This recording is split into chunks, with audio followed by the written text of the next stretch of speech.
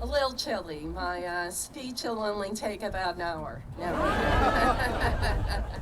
I'll try to be brief, but there are so many folks with us today. Happy New Year! Happy New Year! Good morning and welcome. And before I begin, I do want to thank so many people who are in attendance for joining us today, some electeds. John McDonald, thank you so much, our Assemblyman. Mayor Petroselli, thank you. Ward of Lee, we look forward to working with you across the river. Barbara Diamond, the City Council.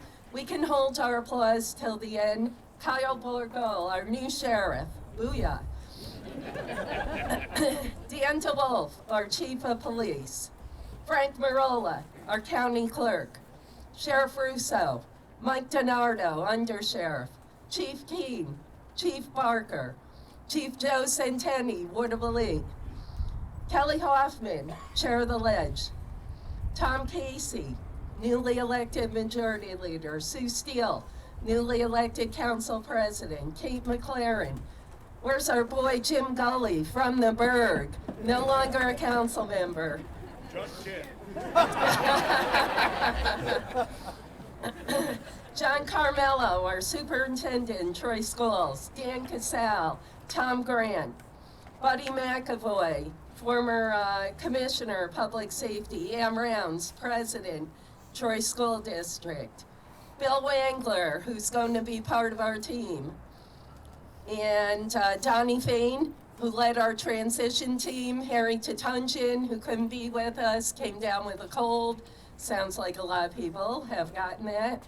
Andrea Fairhurst, our Lansingburg School Board Pres, and so many other folks that I see out in the crowd. And thank you to my new Deputy Mayor, Seamus Donnelly. There he is.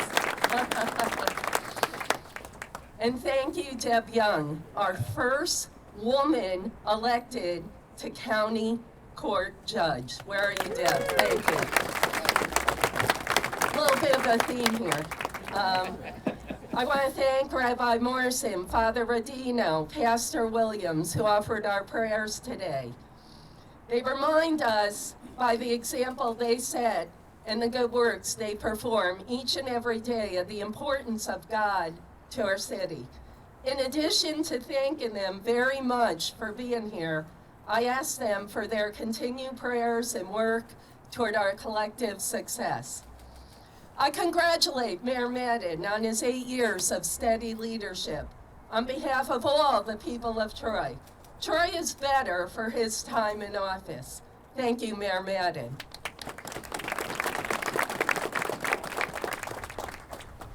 Thank you to my mom for your unwavering love and support. And to my dad, Jim, AKA the Hound Dog, who isn't with us here in person, but I know he's here in spirit, for inspiring me a passion for public service. Today's my dad's birthday too, so happy birthday, Dad.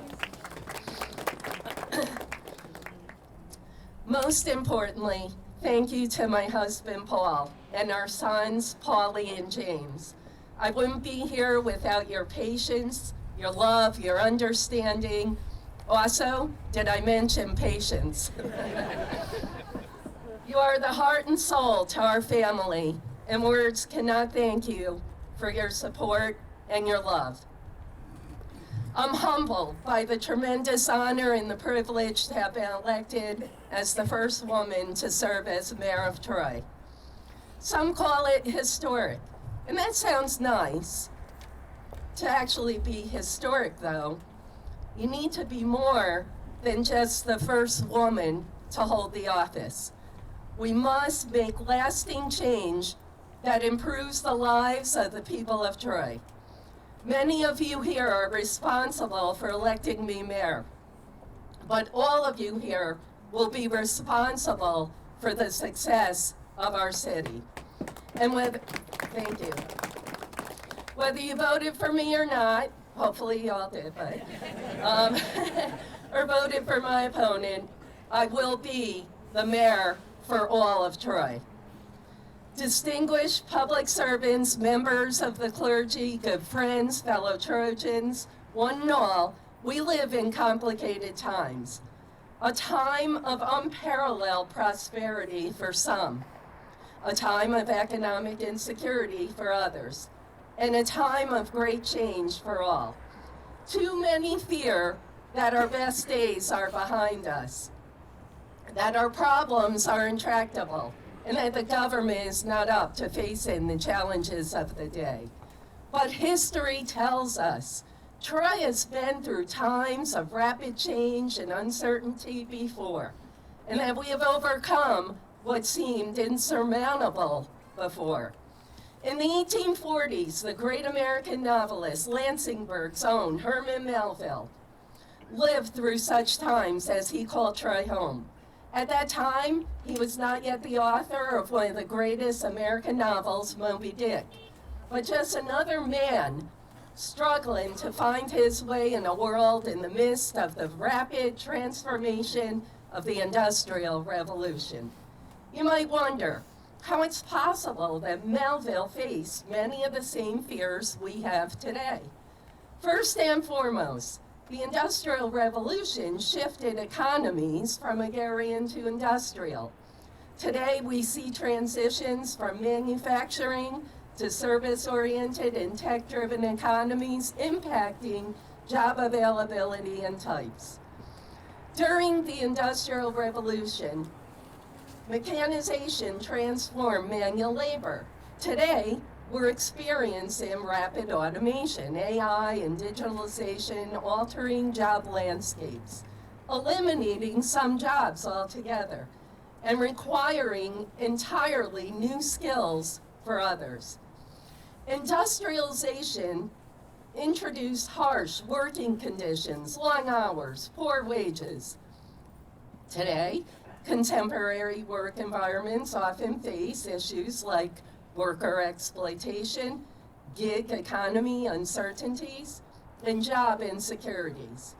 The Industrial Revolution created the robber barons, deepening the social inequalities between workers and investors.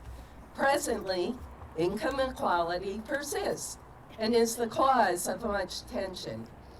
In Melville's time, industrialization brought pollution and environmental degradation. The kind of degradation that once choked the Hudson River. Today, we confront global warming, pollution, sustainability challenges stemming from industrial practices and modern lifestyles. The Industrial Revolution initially overworked worker health, safety. Today's concerns include occupational health hazards, drug abuse, mental health issues, and work-related stress. In truth, while the world Herman Melville found in the Burg in the 1840s was much different, the parallels between challenges faced during the Industrial Revolution and those of today are strikingly similar. Melville worked multiple jobs trying to support himself and his family while he pursued his dream of being a writer. Melville even paid for a term at the then Lansingburg Academy to study surveying and engineering. His uncle was so worried about his future, he recommended young Herman for a job in the engineer department of the Erie Canal to, quote, make him useful. Imagine if he had taken a job, Herman Melville and I, both from the Burg, and worked on the canal. Now that's history. But as we know, Melville would never become an engineer. He would go on to become one of America's greatest authors. He persevered. His story is our story. It is Troy's story. Every day, almost 50,000 people wake up and call Troy their home. Like Melville, they have their own big dreams. They're chasing their own white whales. Ladies and gentlemen, today we begin the process of helping our friends and neighbors to realize their dreams, because I know that together we can do great things. Imagine, with me, a future for Troy that is better, safer, cheaper, cleaner, greener, and more prosperous. Make plans with me to bring together our community leaders from all walks of life to author the blueprints, the policies, and the plans that make our future a reality. Invest with me in our homes, in our businesses, in our neighborhoods, and in each other to make more solid our foundations and more beautiful our interior lives. And work with me tirelessly, because the only thing that stands in the way of our success is our willingness to put in the hard work to conquer our challenges. Imagine, plan, invest, and work. This is the way we move forward together. As the old saying goes, there's no Democrat or Republican way to pick up garbage or plow the streets. And we are building a diverse bipartisan administration focused on delivering results for the people of Troy. But when I look around this state and nation, I see too many cities that are being governed as some kind of mad social experiment with agendas that are out of touch, causing harm to the very people who need city government to work for you. Troy is going to show the rest of the state what a common sense, pragmatic, people, not politics approach to government can achieve, and it starts with public safety. The single most important job of government is public safety. Thank you, officers in the back. Thank you to my nephew, Nicky Laviano. At the root of the public safety crisis is a growing tolerance for lawless behavior throughout our communities. Petty crimes are ignored. Littering is more and more commonplace. Disregard for community standards, whether that be building code or basic traffic law, is indulged. Too many just look away, mistaking the carelessness of benign neglect for benevolence, hoping against hope that violence or fear won't touch their lives. We can't afford to ignore this creeping decay any longer. The slow decline wrought of willful ignorance is damaging our neighborhoods and corroding the character of our communities. It discourages investment, and in too many heartbreaking instances, it's shattering lives. The murder of Aisha and Davis broke our hearts, but it will not break our will. As such, I'll place a much greater emphasis on stricter enforcement of the law and on the quality of life issues that promote lawlessness. I can't change what they do over at the state capitol. Sorry, John, but I'll help you.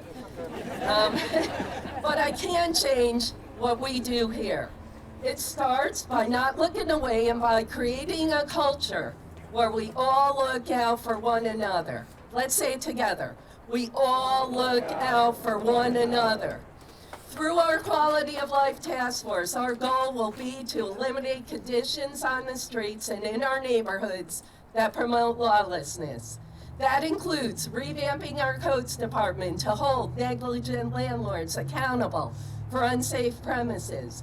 It requires cleaner and brighter streets and alleyways, creating real lasting trust, understanding, and cooperation between our police and our residents, connecting with our youth.